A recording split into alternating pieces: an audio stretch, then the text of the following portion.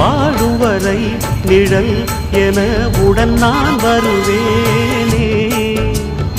ஏழ் பிறப்பும் உயிர் துணை உனை நான் பிரியேனே.